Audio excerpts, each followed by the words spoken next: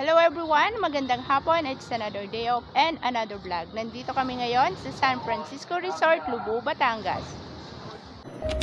Ang Lubo, Batangas ay isang tahimik at magandang bayan sa baybayin ng Timog, Katagalugan.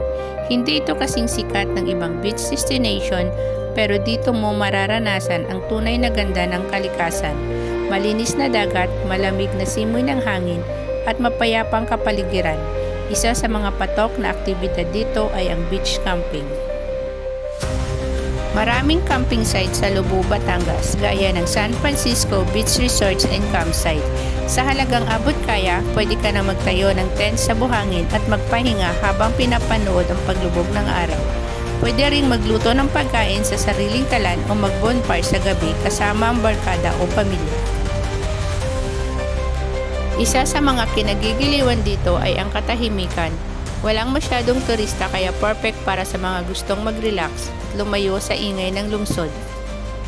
Sa kabuuan, ang beach camping sa Lubo ay simpleng paraan para makalapit sa kalikasan at makabuo ng masayang alaala. Kung gusto mo ng adventure at hindi magastos pero sulit, subukan mo mag-camping sa Lubo, Batangas. Siya si Chris at ako si Ace and welcome sa Chris Ace Channel and we are Generation X, ang mga bagay na hindi namin nagawa noon tulad ng mag-travel, journey at adventure ay susubukan namin ngayon. Kaya sana mag-subscribe kayo sa channel namin para maisama namin kayo sa susunod pa naming mga travel. Good morning guys, pupunta kami ng Lubo. Galing kami ng Taguig. Pag pupunta po pala kayo ng Lubo, gagamitin nyo si Google Map. Papadaanin kayo na papaiksitin kayo ng Ibaan sa Nose Road. Ngayon kung ayaw nyo mag-exit doon, hindi kayo ituturo ni Google Map kung ayaw dumaan ng Lubo ng Ibaan. Ang gawin nyo, diretso kayo Batangas toll gate kayo i-exit. Tapos akyat kayo ng flyover. Pagka-akyat nyo ng flyover guys, kaliwa kayo. Pagkakaliwa nyo, makikita nyo yung SM. May kalsada pa kaliwa ulit kayo. Kaliwa. Yun, diretso na guys. Papunta na ng Lubo yun. Kasi hindi ni Google Map tinuturo yung Batangas na ruta. Hindi insist niya talaga na Ibaan ang daan. Ayaw ko dumaan ng Ibaan kasi medyo liblib, saka maraming bako-bako na kalsada doon, dadaan ng ilog. Kaya pinilit ko na mag-Batangas. Eto, kung gusto nyo, doon na lang pagdating nyo ng exit Batangas, doon na lang kayo mag-open ng Google Map. Ituturo naman kayo. Saan sila pupunta? Ituturo kayo papunta ng Lubo. Guys, may bagong tinuturong daan dito papuntang Lubo. Ito yung bypass road. Saan galing to? Star Tollway Bypass Road, sabi ni Google Map. Star Tollway Bypass Road. Papuntang Lubo to. Hindi pa tapos yung daan. Pero tinuturo na ni Google Map. Merong isang daan na tinuro si Google Map sa amin, which is na dumaan kami dahil ang bungad sa amin ay isang napakagandang simentadong daan. Pero guys, hindi pa pala. Ito ay isang lubak-lubak na bundok na puro bato-bato na hindi talaga pwedeng daanan ng isang sedan na sasakyan. Guys, chinek na lang namin yung sasakyan namin. Kasi grabe yung dinaanan. Ayun rough road siya. Pero guys, yung blue na yun, dagat yun. Maganda sana ang view dito. Yan. At so far, kinakaya naman ang sasakyan namin.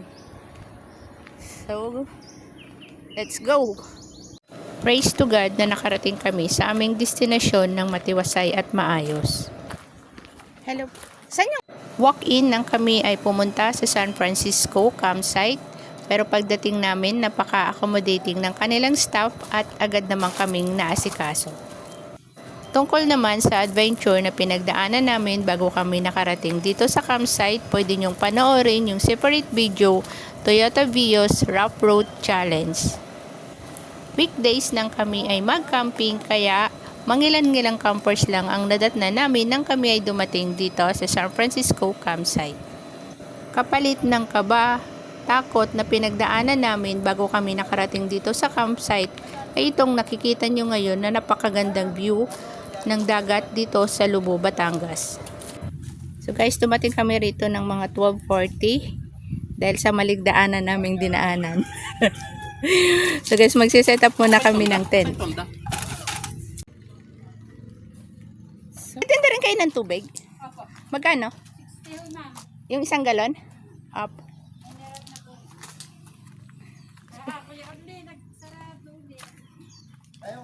Sige po, salamat. Maganda ng CR. Kasi ito yung mga CR nila dito. So far so good. Maganda naman.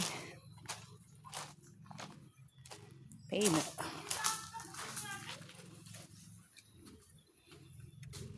Oh.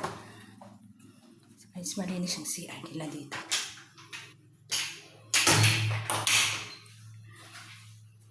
So okay naman yung CR. So guys, magsiset up muna kami ng aming tent bago kami magluto ng aming pagkain. 12:50, mag-alauna na siguro. So guys, na-set up na yung tent, yung canopy pala. So next is set up ni Chris yung tent. So guys, sineset up ni Chris ang aming tent ngayon. So ito yung tent namin. Tapos na i-set up yung canopy. So tent na naman yung sineset up niya. So wala kang ginagawa. Tanawan lang ako. So guys, ito na yung setup ng aming tent.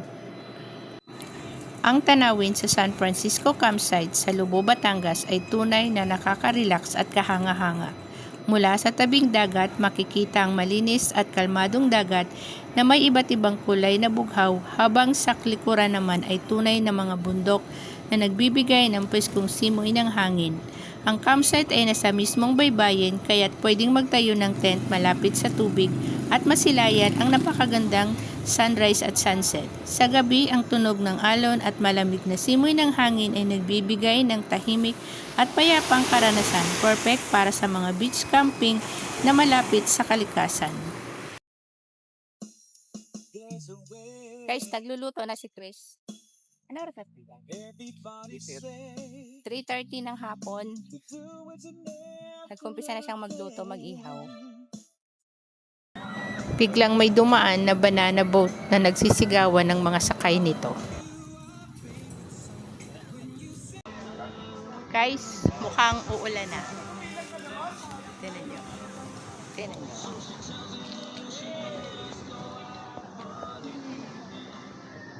Masusubukan ngayon yung bago namong tent in case na umulan. Guys, nagbabadya yung ulan. Sa mga oras na to, binilis-bilisan na namin ang pagluto para sakaling umulan ay good na kami at balak rin naming maligo sa ulan kung sakaling uulan.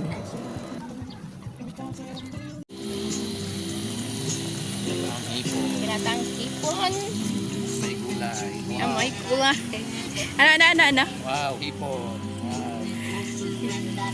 May gulay. Wow, pinatang hipon. Ito, ano to? Wow, dagat.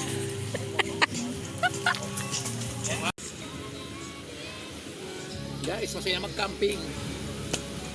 Lalo na pagkasama mong gin bulan. Lalo pagkasama mong gin.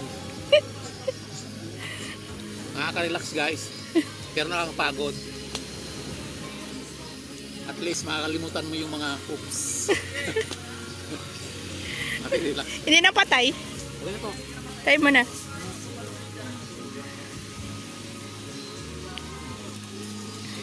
Pulutan. Ayos na. Tapos ito yung view mo. Oh.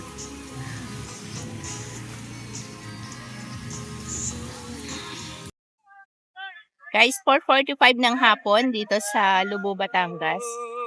Pagkatapos ng mahabang biyahe namin, mga biyaheng naligaw, napunta kami sa Kawalan. Hindi naman kami naligaw, kaso tinuro lang kami sa Maling bagong daan. daan. Bagong daan. Bagong daan na hindi pa simentado. Grabe yung kanina. Sa dumating. Oo. Pero kinaya ng ano yun Toyota Vios. Naawa ako kay naawa ako kay Bios. Umagapang sa bundok. Pero nag-survive. Biruin mo mabato yung daanan. Kawawa talaga. So after ng adventure namin kanina guys, so ito naman yung view namin. Habang nagchichillax dito. Kaya sinusulit namin babawi ang isa. Sa nangyari kanina. Nangyaring papunta namin dito. Kasalanan ni Waze. Biruin mo yung driver, kinabahan. First time kong kinabahan sa biyahe. Ganun yung kinahak namin dahil. Kami lang yung sasakyan na dumaan doon. Kala mo 4x4 yung dala namin. Para at least kinaya ng Toyota Vios. Yung daanan. Kinaya nga, pero kawawa. Ayun lang. Pero yun. Chance experience. Relax, kalimutan mo yung mga toxic Toxic saan sa trabaho? sa buhay.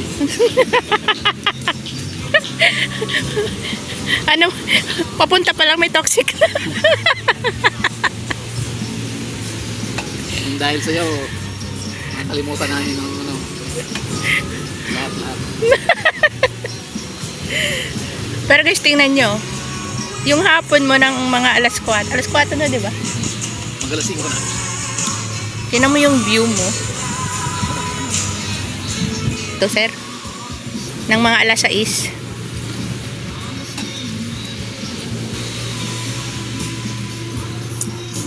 Yan lang sa gilid, huwag lang gilid na. Kaya Kasi- pa naman yun. Kasi maano yung alon. Pag mas malakas yung alon, wag na lang. Siguro. Bukas na lang.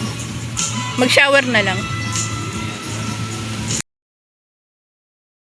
Wala guys, ganito lang kami. Pagkatapos naming mag-set up, makakain, makapagpahinga, ayan na.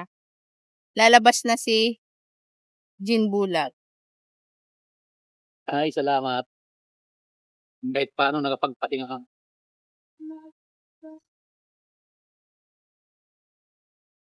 Hindi lahat ng nagka-camping may pera. Ano lang naman, May panggasolina lang. importante pang gas lang, saka pang toll gate. Pag malayo. Pag malayo ang pinuntahan, Pag malapit, panggas lang. Minsan kinakaya, motor na lang. importante makaiwas sa ingay ng syudad. Kaya, pasyal-pasyal sa probinsya. Guys, pag pumunta nga pala kayo dito, galing kayo ng Manila, pag nag-waste kayo, nag-Google Map kayo, pagdaanin kayo na Google Map sa sa Ibaan exit. Ibaan exit, tapos Lubo pa din ang daan nyo. Wag na kayong dumaan ng Lubo, kaya wag na kayong dumaan ng Batangas. Ang gawin nyo, lang kayo. Laia San Juan. Laia ang daan nyo. Kasi napakahirap guys, pag papunta dito, magbabatangas kayo. Magsisisi kayo, baka bumalik. Wala sa oras.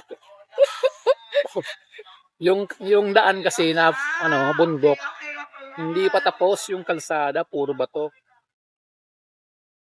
Kami napasubo na kami, nilusong na lang namin yung bundok. Biruin nyo, papunta dito kami lang sasakyan na dumaan, wala kaming nasa lobong, wala kaming kasabayan, wala nakasunod. Pero ang ganda ng view doon, no? Kawawa yung sasakyan nyo guys. Kaya advice lang, lang kayo Laia. Ikot kayo ng Laia. Maganda pa yung kalsada, patag pa. Papabilis pa biyahe nyo. Yun lang advice namin Sabi siguro ng van, lakas ng loob ng maliit. Biruin nyo, may nadaanan kaming van naka-standby doon sa pasok ng rough roads. Umatras sila guys, bumalik. Kami nilusong namin. Kotse dala namin. Kalain mo yun. Akala ko maiksi lang yung rough road. Akyat pa ba kami sa bundok? Akyat pa ba? Yung mga bato na malalaki na nakalitaw sa kalsada. Yun ang dinaanan namin. Sabi ko hindi na mauulit 'to. So, pero may maganda palang daanan guys sa ano, San Juan, Playa. O, kasi Kung kayo maganda dadaan naman talaga dito. Maganda kung yung kayo dadaan patag na, mm. sementado pa yung ano, aspaltado. Kaya stress kami kanina, eh, halong gutom, eh. Ginutom kami sa biyahe, yun lang. Hello guys, 6:41 dito sa Lubo, Batangas. So, dito lang, chill lang kami. Hindi pa naubos yung ginbulag namin. Actually guys, kung nasa dagat kayo, hindi naman kayo masyadong ano eh. Tinatamaan ng gin. Saktong ligo lang, okay na.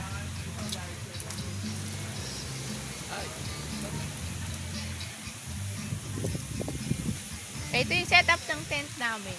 Temos. Yan yung ano, setup namin. Wala kami, oh. Yun. So guys, ito yung setup ng tent namin pag gabi. So, ayan, may isang ilaw kami dito, tapos sa likod may isang ilaw kami. Actually, yung dito sa San Francisco, mayroon naman silang solar light. Yung mga ilaw namin guys, mga solar light lang din ito. So, ayan.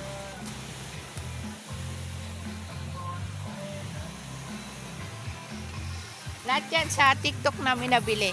Except sa tent, sa Shopee. Hello guys, 7:30 dito sa Lubo, Batangas. So, kain tayo ng dinner. So, yung ulam namin ay ito. Ano ba? Iba ba? Yan. Ginataang hipon. Saka inihaw na yellowfin. So, guys, kain tayo.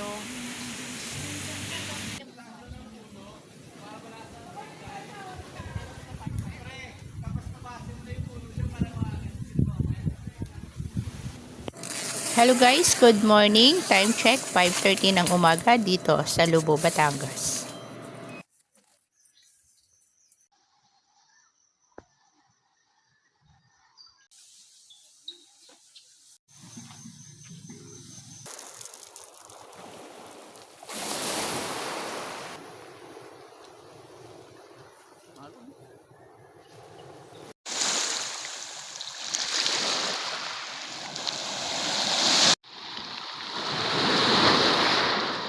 Gilang.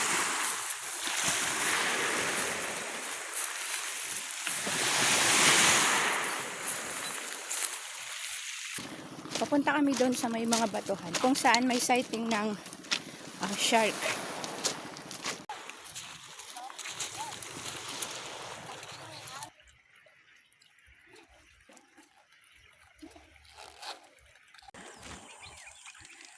Guys, ito yung Lubo, Batangas campsite. Ang ganda talaga ng view ng dagat, malinis. Tsaka yung mga kabundukan, green na green pa. So, kung hindi pa kayo nakapasyal dito sa Lubo, Batangas, try nyo rin mag, camping o kaya resort, pwede dito. Hello guys, 7:30 dito sa Lubo, Batangas. Nag-pack up na kami. Pero, kasi mainit na rin dito sa area namin. Lulusong lang kami sa tubig, then maya-maya, uwi na rin kami.